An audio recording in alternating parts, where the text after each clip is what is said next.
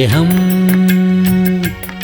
ദിവ്യസ്നേഹം, സ്നേഹം, ദിവ്യസ്നേഹം. കർത്താവ് പറഞ്ഞു, ഞാൻ അനുഗ്രഹിച്ചാൽ അത് എന്നത്തേക്കുമുള്ള അനുഗ്രഹമാണ്.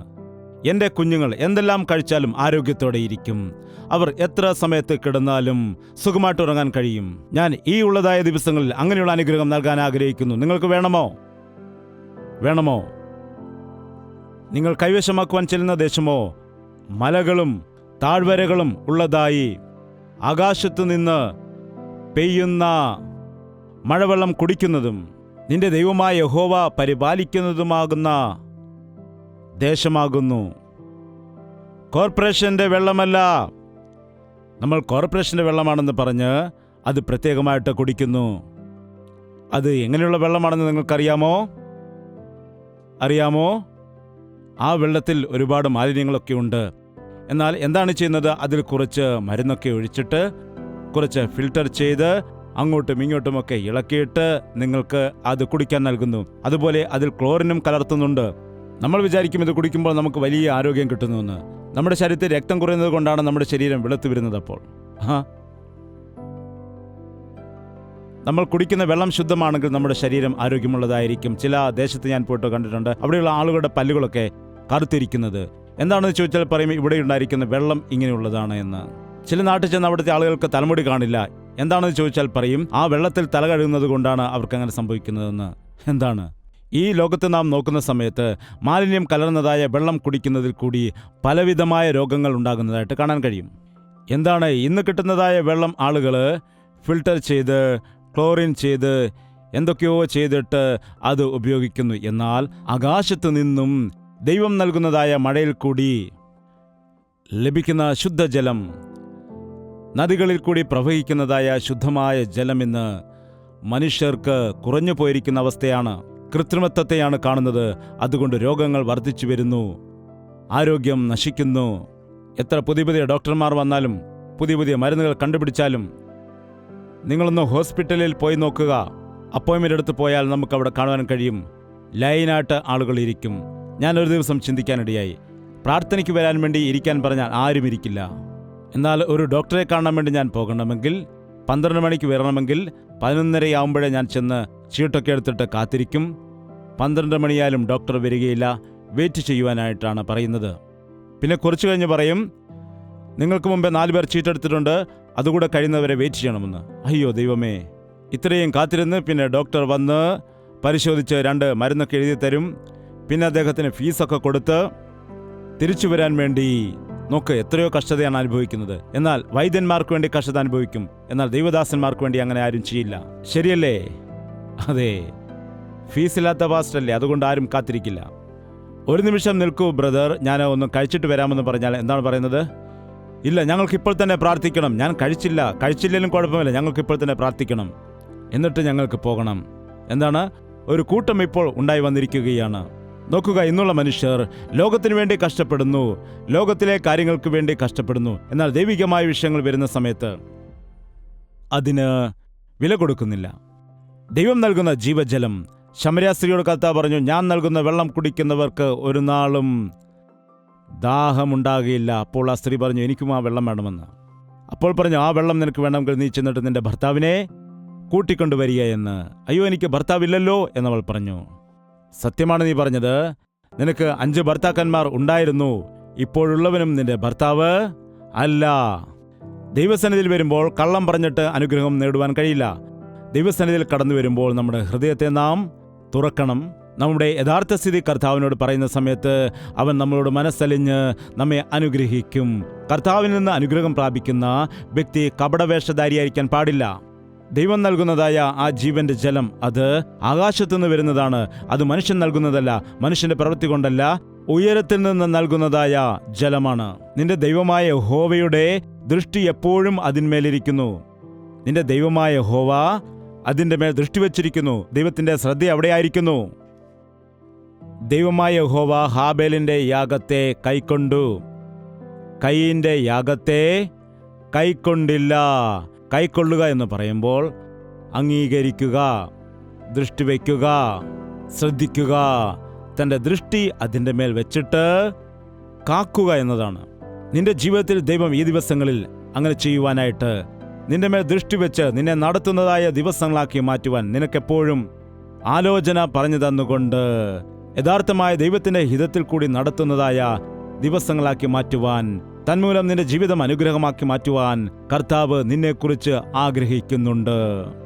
അവൻ നിന്നോടൊപ്പം ഉണ്ടായിരിക്കണമെന്ന് നീ ആശിക്കുന്നുണ്ടെങ്കിൽ അവൻ്റെ വാക്ക് കേൾക്കണം, അവനെ നീ സ്നേഹിക്കണം, അവനെ അനുസരിക്കണം.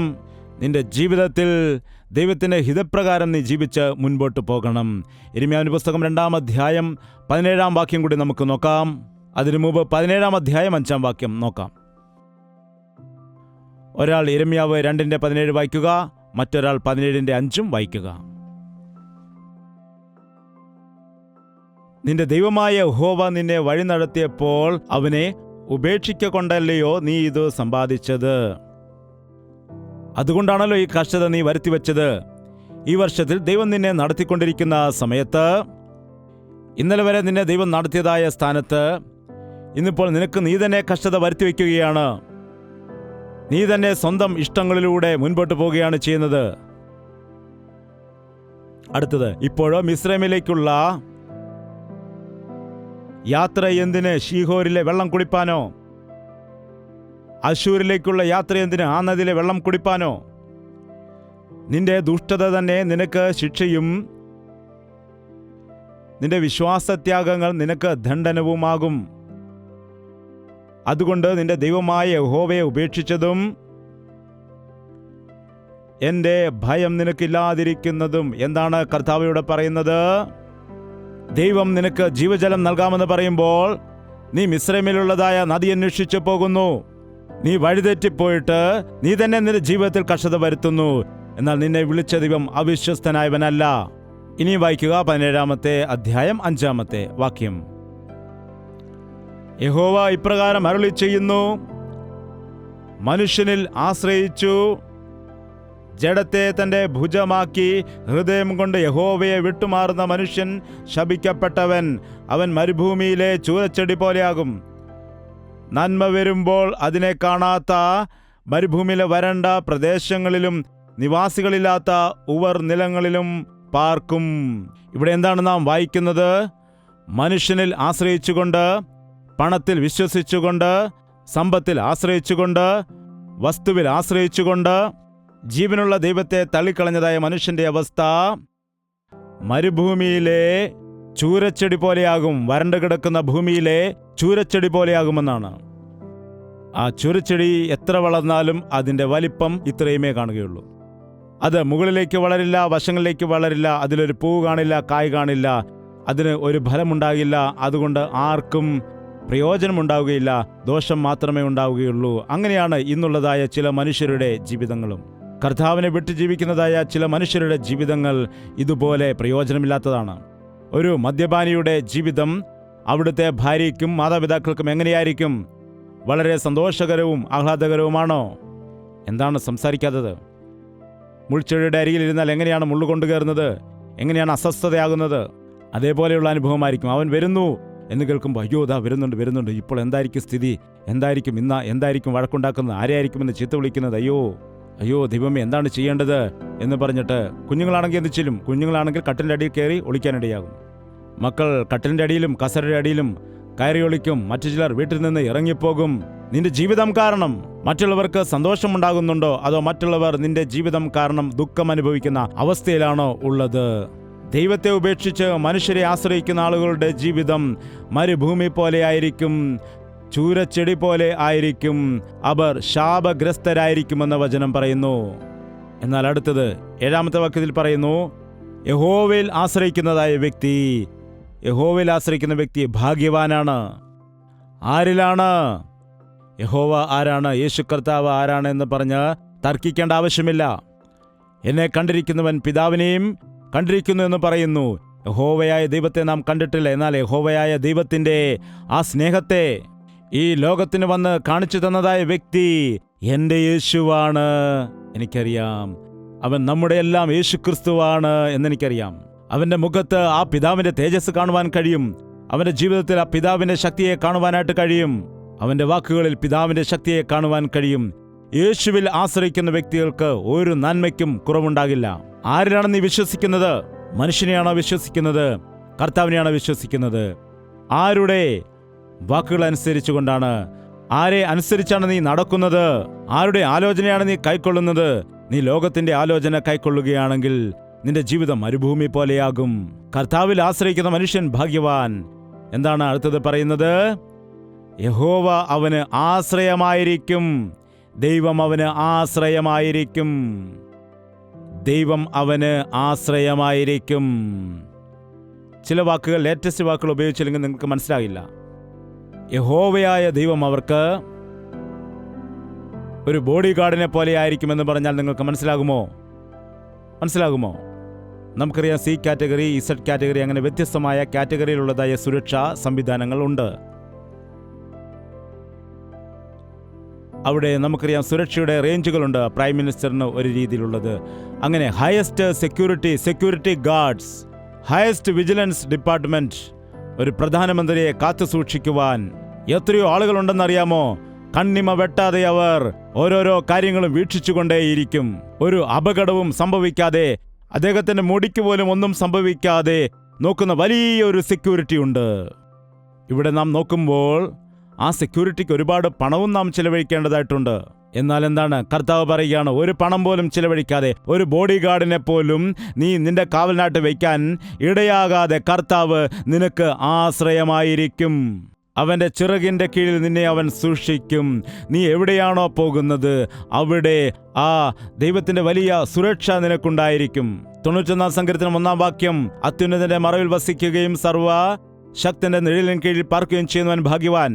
അവന്റെ നിഴലിൻ കീഴിൽ പാർക്കുന്നവനാണ് ഭാഗ്യവാൻ. ഈ വർഷത്തിൽ എനിക്ക് ദൈവത്തിന്റെ ഈ വലിയ കാവൽ ആവശ്യമാകുന്നു എന്ന് പറയുന്നവർ 3 തവണ ഹല്ലേലൂയ എന്ന് പറയാമോ? ഒരു അപകടവും സംഭവിക്കാതെ, ഒരു ദോഷവും സംഭവിക്കാതെ, ഒരു നാശവും സംഭവിക്കാതെ കാക്കും. എന്നെ കാക്കുന്ന ദൈവം മയങ്ങില്ല. എന്നെ പരിപാലിക്കുന്നതായ കർത്താവ് ഉറങ്ങുകയില്ല.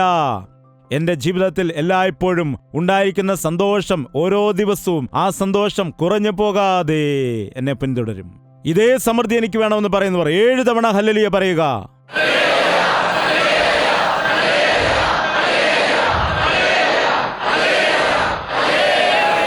കർത്താവിനോട് നമുക്ക് നമ്മുടെ അപേക്ഷകളെ, നമ്മുടെ ആവശ്യങ്ങളെ അറിയിക്കാം. നമ്മുടെ ജീവിതത്തിൽ പുതിയ വഴികൾ തുറന്ന് ലഭിക്കേണ്ടതിന് വേണ്ടി, തടസ്സങ്ങൾ മാറേണ്ടതിന് വേണ്ടി കർത്താവിനോട് നമുക്ക് പ്രാർത്ഥിക്കാം. എല്ലാവർക്കും ഇപ്പോൾ എഴുന്നേറ്റ് നിൽക്കാം. ഒരു നിമിഷം കണ്ണുകൾ അടച്ചുകൊണ്ട്, കഴിഞ്ഞ കാലത്ത് അനുഭവിച്ച കഷ്ടതയ്ക്ക് പ്രതിഫലം കിട്ടിയില്ല കർത്താവേ. എത്രയോ കാലമായിട്ടൊരു ഉദരബലത്തിന് വേണ്ടി കാത്തിരിക്കുന്നു. ഒരുപാട് ചികിത്സകൾ ചെയ്തു, ഒരുപാട് മരുന്നുകൾ കഴിച്ചു. എന്നാൽ എൻ്റെ ജീവിതത്തിൽ തക്കതായ ഒരു ഫലവും കാണുന്നില്ല. കർത്താവേ, എനിക്കൊരു വിടുതൽ നൽകുമാറാകണമേ. എനിക്ക് ഉദരഫലത്തെ നൽകണമേ. ഒരു സ്ഥിരമായ ജോലി ലഭിക്കുന്നതിന് വേണ്ടി ഒരുപാട് ദേശങ്ങളിൽ പോകാനിടയായി. പല പല ജോലികൾ ചെയ്തു നോക്കി. ഒരുപാട് കഷ്ടപ്പെടുവാനിടയായി. ഒരുപാട് പരിശ്രമങ്ങൾ ചെയ്യുവാനിടയായി. കർത്താവ്, ഈ ദിവസങ്ങളിൽ എൻ്റെ ജീവിതത്തിൽ അനുഗ്രഹീതമായൊരു ജോലി തന്ന് എന്നെ സഹായിക്കണമേ.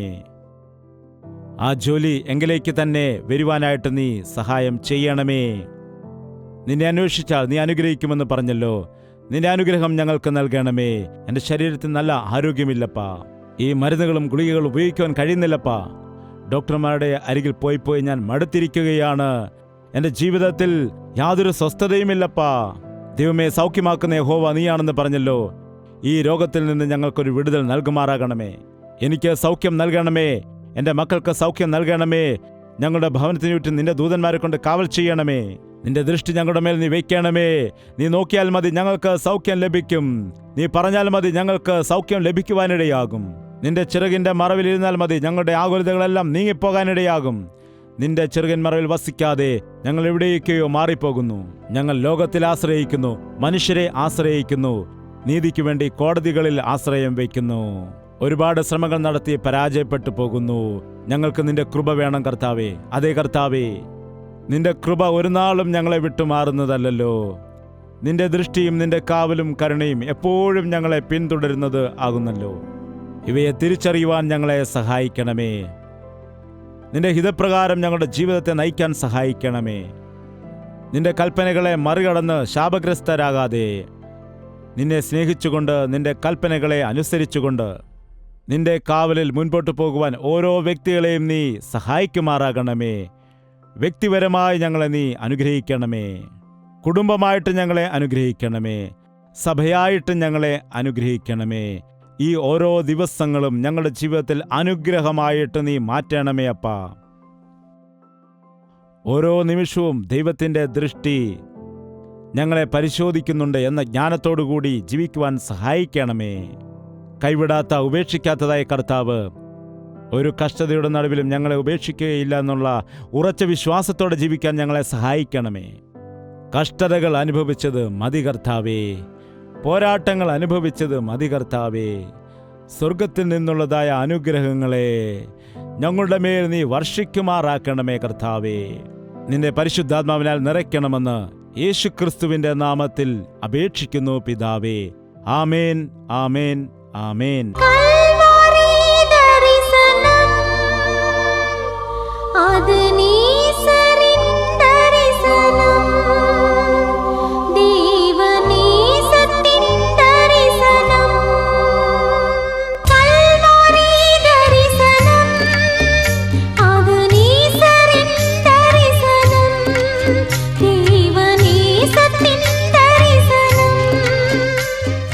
യേശുവേ യേശുവേ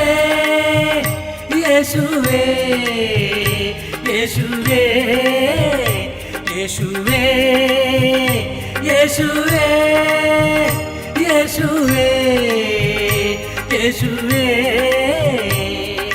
നിന്നെ നിന്നെ എന്നും ഞാൻ സേവിക്കും.